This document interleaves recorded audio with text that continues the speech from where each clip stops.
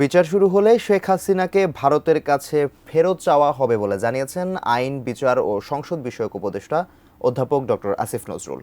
প্রধান উপদেষ্টা ডক্টর মোহাম্মদ ইউনূসের সঙ্গে ৬টি সংস্কার কমিশনের প্রধানের বৈঠক নিয়ে আয়োজিত ব্রিফিংয়ে এক প্রশ্নের জবাবে তিনি কথা জানান। বিগত ১৫ বছরে ধ্বংস হওয়া প্রতিষ্ঠানগুলো সংস্কারে অগ্রাধিকার ভিত্তিতে কমিশনগুলো কাজ করবে বলেও জানান তিনি। বিকেলে তেজগাঁওয়ে প্রধান উপদেষ্টার কার্যালয়ে প্রধান উপদেষ্টা ডক্টর মোহাম্মদ ইউনূসের সঙ্গে রাষ্ট্র সংস্কারের লক্ষ্যে গঠন করা ৬ কমিশনের প্রধানদের সঙ্গে বৈঠক হয়। পরে সন্ধ্যায় রাজধানীর হেয়ার রোডে ফরেন সার্ভিস একাডেমিতে এ বিষয়ে সংবাদ সম্মেলন করেন আইন উপদেষ্টা অধ্যাপক ডক্টর আসিফ নজরুল।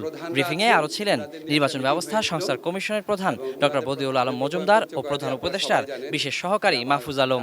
সমাজের সকল অংশের মতামতের প্রতিনিধিত্ব করা হবে। আইন উপদেষ্টা অধ্যাপক ডক্টর আসিফ নজরুল বলেন, সংস্কার কমিশনগুলোর উপর জনগণের মালিকানা বাস্তবায়নই বড় চ্যালেঞ্জ। এই কমিশনগুলোর উপর জনগণের মালিকানা প্রতিষ্ঠা করার জন্য জনগণের সকল সেকশনের সাথে আলাপ করব, যাতে পরবর্তীকালে সুষ্ঠু নির্বাচনের মাধ্যমে যে সরকার আসবে সেও এটার মধ্যে এক ধরনের মালিকানা অনুভব করে এবং এটা কন্টিনিউ করে। এদিকে এক প্রশ্নের জবাবে শেখ হাসিনাকে ভারতের কাছে ফেরত চাওয়া হবে বলেও জানান আইন উপদেষ্টা। এলো ভিশন মুশকিল আসান অফার। যে কোনো ব্র্যান্ডের পুরনো ফ্রিজ নিয়ে চলে আসুন ভিশন শোরুমে আর নিয়ে যান নতুন ভিশন ফ্রিজ 20% পর্যন্ত ছাড়। ভারতে যদি কোনো আমাদের কনভিক্টেড মানুষ থাকেন, উনি সাবেক প্রধানমন্ত্রী হন আর যাই হন না কেন, ওনার এক্সট্রাডিশন বা প্রত্যার্পণ আমরা চাইতে পারি। বিচার শুরু হওয়ার পর ডেফিনেটলি আমরা এক্সট্রাডিশন চাবো।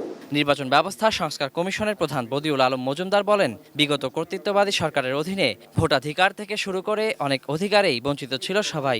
আমরা একটা কর্তৃত্ববাদী সরকারের অধীনে ছিলাম, আমরা বিভিন্নভাবে বঞ্চিত হয়েছি, ভোটাধিকার থেকে শুরু করে বহু ক্ষেত্রে আমাদের বঞ্চনা, এবং অতীতটা যেন আবার পুনরাবৃত্তি না ঘটে। এই জন্যই কতগুলো পরিবর্তন আনতে হবে, কতগুলো সংস্কার করতে হবে। এ সময় প্রধান উপদেষ্টার বিশেষ সহকারী মাহফুজ আলম বলেন, সামনে আরও সংস্কার কমিশন গঠনের ব্যাপারেও ভাবছে অন্তর্বর্তী সরকার। স্বাধীনভাবেই কাজ করবে সব সংস্কার কমিশন। জনগণের বিভিন্ন স্টেক হোল্ডারদের সাথে সংলাপের ভিত্তিতে আসলে আমরা আমাদের এই কমিশনগুলো কাজ করবে এবং কমিশনগুলো এই ক্ষেত্রে যথেষ্ট পরিমাণ স্বাধীন থাকবে। Waliul Sakib, ATN news, Dhaka.